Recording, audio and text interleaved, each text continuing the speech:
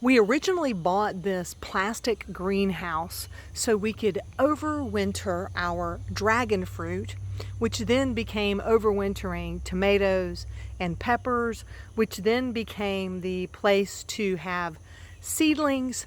It has done well for the purpose it was meant for, but now it's got to go. Hi everyone, I'm Michelle. Welcome back to my meadow.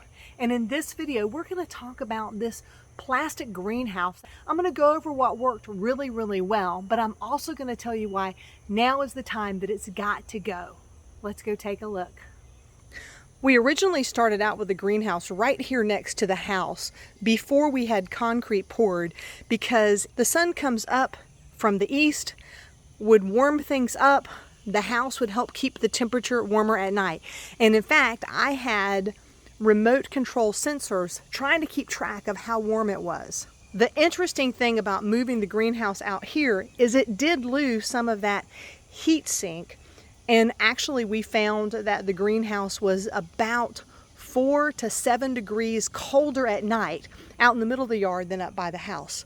So one thing to think about if you're going to use one of these as a temporary solution is the location of it and how you're going to keep things inside of it warm. This type of a greenhouse is really not made for windy conditions, and they give you these tiny little stakes to hold the edges down, but that does not hold the greenhouse down. So we improvised here, and I had some logs left over from the neighbor having trees cut down, and I had a tow strap, and I literally took the tow strap, made a loop around the log, tossed it over the frame of the greenhouse after we moved it, and tied it off the same way on the other side.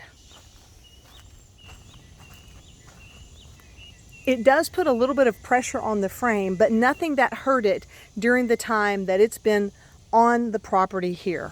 It's simply a rounded hoop frame, and then it's attached together at the sides with parallel supports, at the top center with a support, and then it has 4 frames. I believe that this one was a 7 by 10, and I can go back and look at my notes for sure. And it has a roll down zip door and windows that can be rolled up to help reduce the heat and to allow airflow through the greenhouse. Overall, I have been very happy with the greenhouse. I'm in Northeast Florida in zone 9A, and we do have a fairly mild winter compared to other places. I was able to keep things above freezing in here. I used a heat lamp, I used some light bulbs, and I also used black buckets filled with water with the hopes that they would warm up during the day and then hold warmth during the evening to keep it warm in here. And we never had a night where things went below freezing, so that worked out really well. This is very good news. Inside the greenhouse, it never got below 32 last night, and everything in here looks fantastic. We may have had a few leaves that were right up against the edge that took a bite, but other than that, everything in here looks just lovely. And it all shoved in here. Peppers, the dragon fruit, even some stuff we wheeled in on the wagon, some of the citrus and a cataly guava. So very encouraging, very encouraging. And even now with the sun up, it's about 20 degrees warmer in here than outside. So I'm going to turn these lights off and let the sun do their job for a while today. I have kept my elevated beds in here, and even some of the tomatoes that I overwintered grew down through the pots and into the elevated bed, and I did not want to remove them. Now, as a side note, a lot of people want to know what I'm doing with all these plastic jugs in the beds.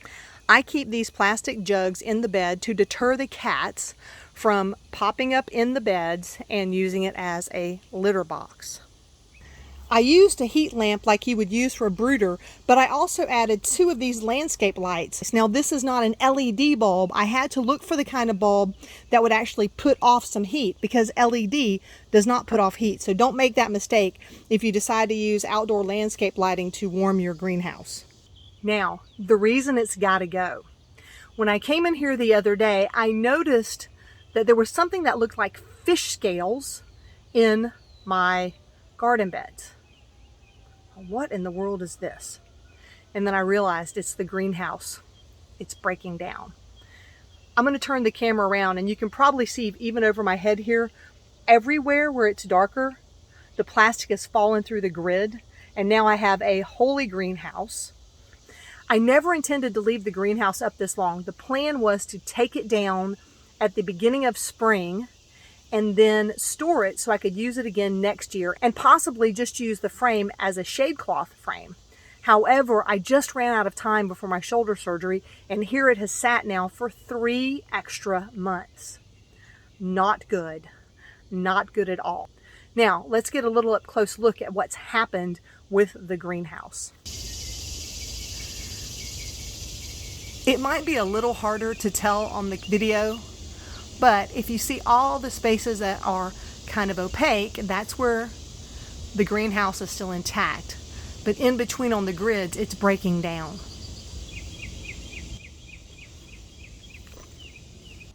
Now in my soil, I have all these pieces of plastic. Fear not though, because I have a solution. Since this is going to be trashed anyway, there's nothing about it that I can recover. I'm simply going to cut it away. So let's set the camera up and I'm going to go get my knife.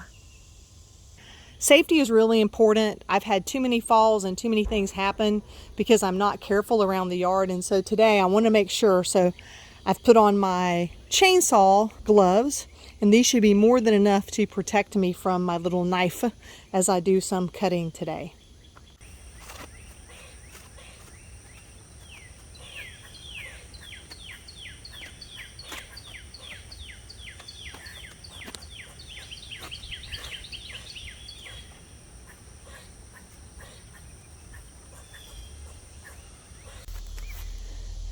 On these sections where it's down closer to the ground, I think it'll be easier to use my handy dandy Cutco shears. I do love these shears so much. And made in the USA.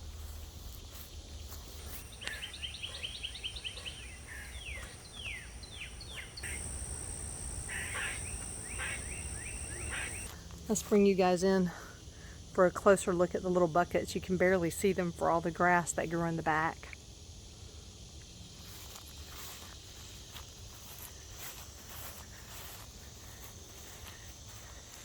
Look right there, and then I have some on the other side too. I put these black buckets in there with water.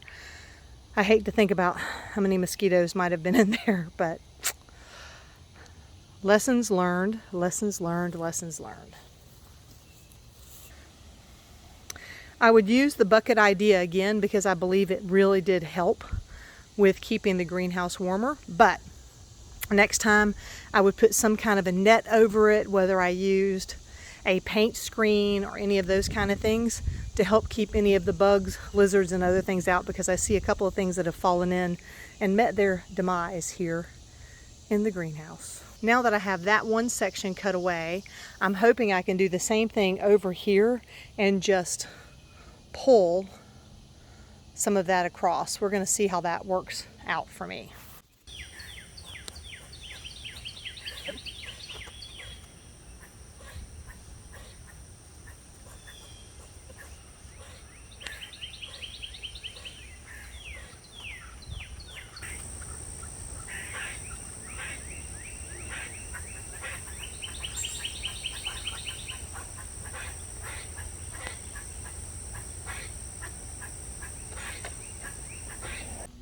Maybe you caught one of the other videos of the greenhouse, but this is broccoli that I let go to seed, and now I'm going to save the seeds and make microgreens out of it.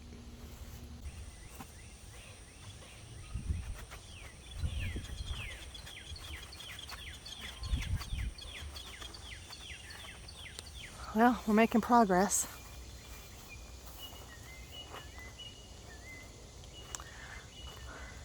With the greenhouse material out, it has relieved the pressure on this little toe strap, and this toe strap is not long for this world either. It is really taking a beating in the sun. It was not designed for this purpose, but this was me just trying to use what I had to make things work as best I could, which is what I do with a lot of the garden, frankly.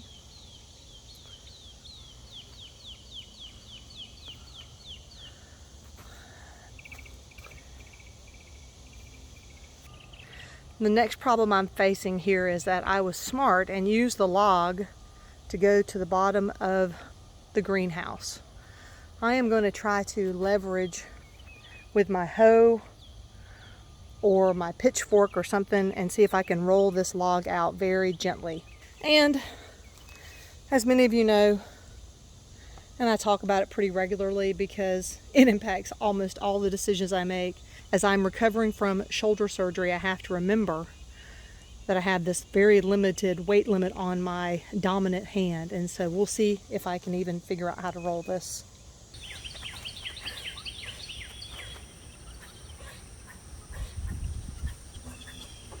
Okay, here's what I think the solution is. I'm going to use this pointed shovel, get under the edge, and then set this bag on it to lift this end up and then pull that out. So let's see if this works. I'm really grateful for high school geometry about now.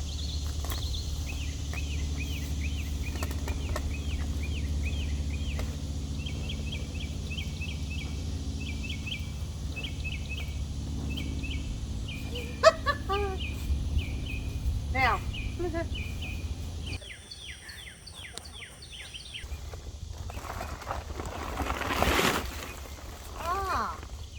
Nice. It gave a little roll there.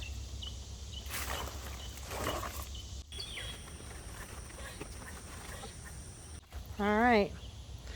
One down, one to go. Now here's a little fun fact.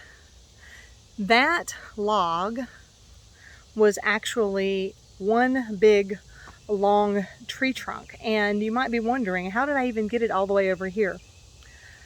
I took that tow strap and I backed my car around the yard and I hooked it up with the tow strap and I dragged it over to where I needed it for the first time. That tow strap will be nice and loose. I can release that.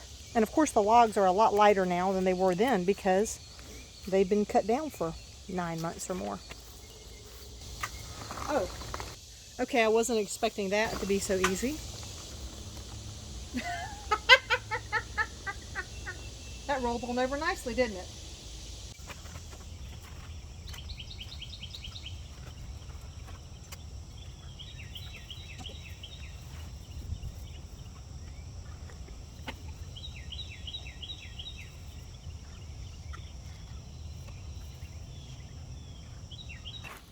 There are just bits of plastic everywhere. Ugh. Look here. Everywhere. And now, let me see if I can fold them up to go in the trash or if I need to just shove them into more plastic to dispose of them. Awesome.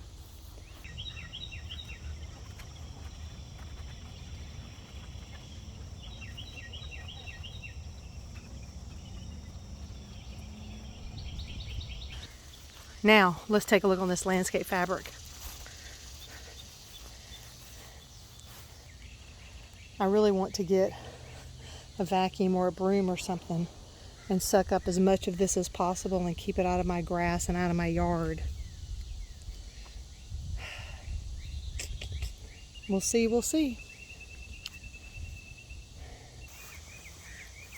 I am going to hang on to this piece here because it's been closed up the whole time and it's got an amazing zipper on it. And I'll put it in my little stash for now in case I need an amazing zipper for something. Now, let's talk about what I liked about this greenhouse. It was affordable. It was fairly easy to assemble. It was easy to move around when we changed our mind. The frame itself is actually made of metal.